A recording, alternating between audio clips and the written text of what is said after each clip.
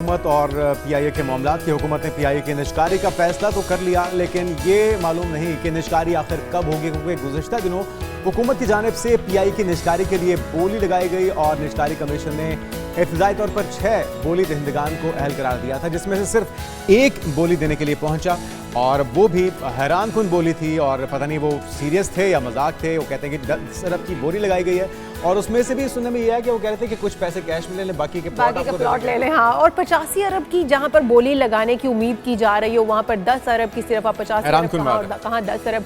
तो ये हम बात कर लेते हैं। नसीर वाघा साहब सीनियर सहाफ़ी हमारे साथ मौजूद है, उनके पास क्या अदाद शुमार है। नसीर वाघा साहब, पहले तो ये निजकारी कब तक मुमकिन है? अब तो मुझे लगता है फिर खटाई में मामला पड़ गया, क्योंकि बोली देने के लिए तो कोई तैयार ही नहीं है।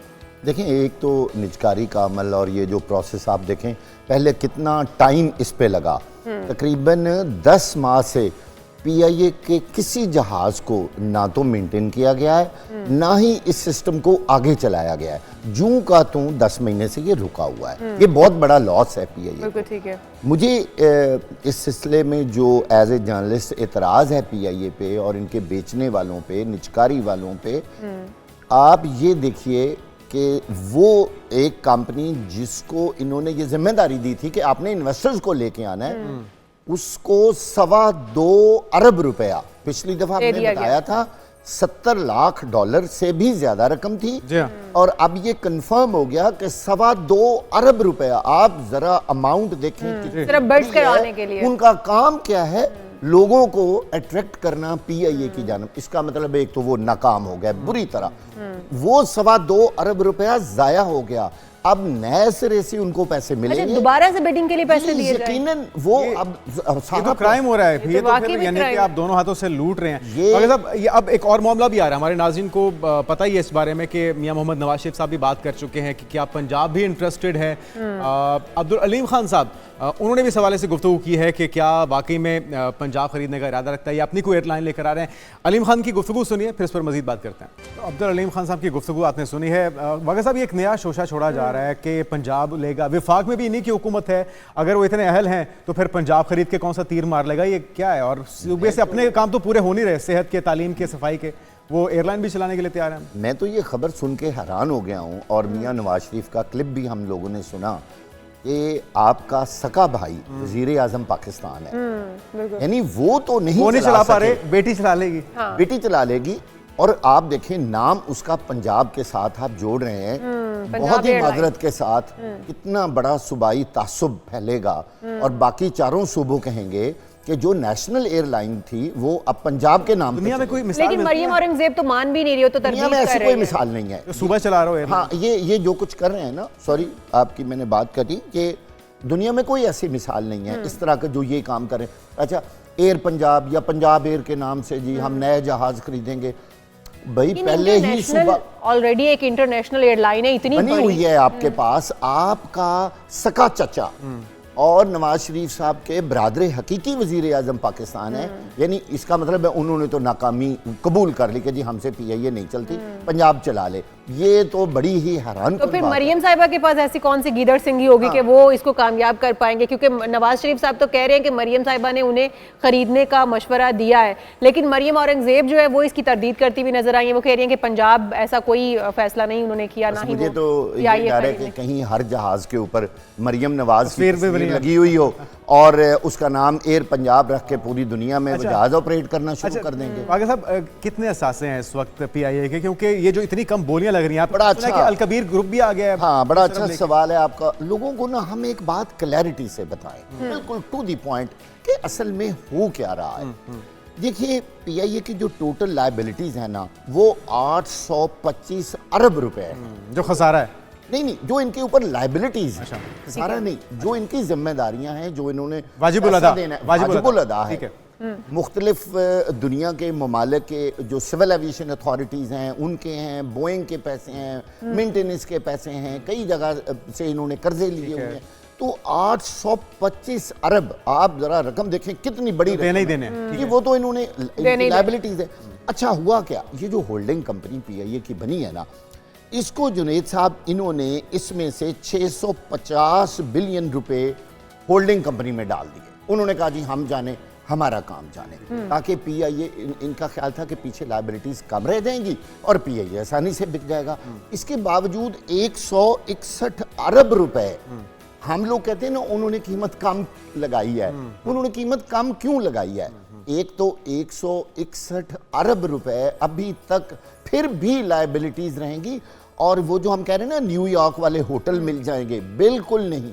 तमाम महंगी प्रॉपर्टीज, तमाम अहम जो चीज़ें हैं वो इन्होंने रखी हैं, जहाज और रूट्स और चंद छोटे दफातर जो पीआईए के 161 जो आप वागा साहब बता रहे हैं ये इनके असासे हैं? नो नो नो, ये इनकी बाकी लायबिलिटीज बच जाएंगी।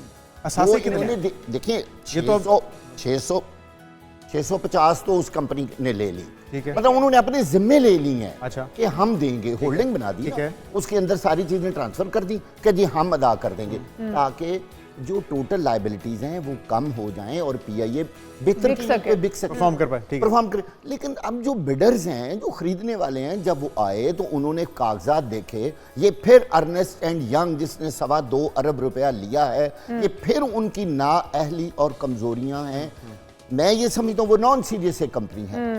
अच्छा, अब बात ये कि इतनी बड़ी अभी भी लायबिलिटीज हैं, आप मुझे बताएं आप किस तरह इतनी बड़ी असासे तो बताए ना हमारे जानने वालों को कि बोली जो है उनकी नसासों पर लगनी चाहिए। असासे क्या है? कम से कम बिड कितनी होनी चाहिए जिस पे ये मैच्योर हो सकती है? बिल्कुल, देखिए जी, पीआईए ने एक तो मैं ये समझता हूँ कि लोगों को इनको पहले बताना चाहिए था कि हमारी मिनिमम कीमत ये होगी, हम 85 अरब से कम पीआईए नहीं बेची। उन्होंने तो बता दिया, तो बाद में बताया, बोली ही 10 अरब की आई है। नहीं नहीं, वो बाद में बताया। वागा साहब जिस दिन आप तशरीफ लाए थे हमारे स्टूडियो में, वो बोली से एक रोज पहले का दिन था। जी जी, और उस दिन भी हमने कहा था कि कम से कम बोली 85 हुई थी।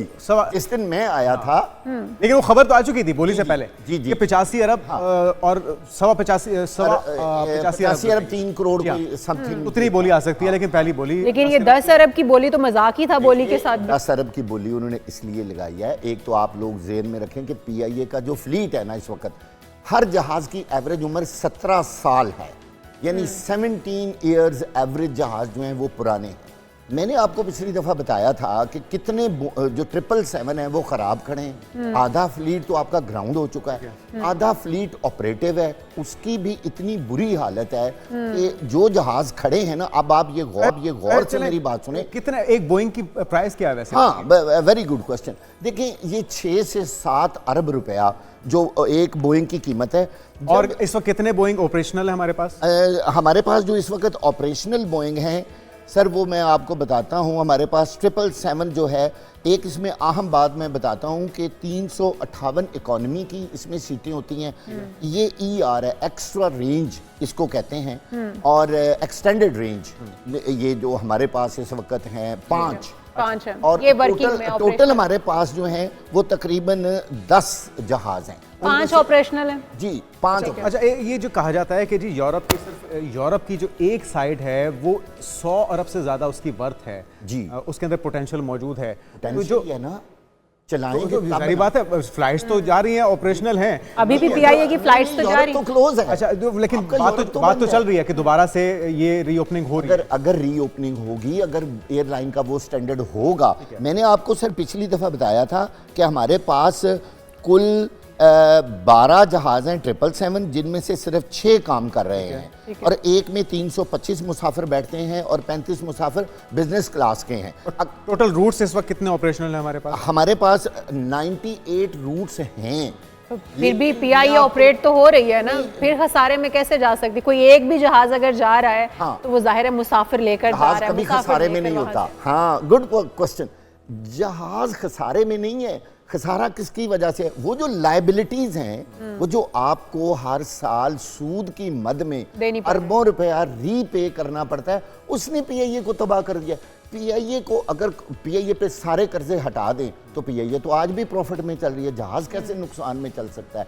असल मसला बिडर्स के लिए ये आया था जुनैद साहब कि पीआईए की लायबिलिटीज बहुत ज्यादा है, वो भी तो साथ साथ देनी है। लेकिन वो लायबिलिटीज भी तो खुद ही चढ़ाई है ना वागा साहब। आप बता रहे थे कि 7000 एम्प्लॉयज हैं, जिसमें से मेरे ख्याल में काम करने वाले शायद 700 भी नहीं होंगे। अच्छा, अगर डिलीवर कर रहे हैं, निकाला जाता है तो मेरे ख्याल में काफी बर्डन कम हो जाएगा पीआईए के ऊपर।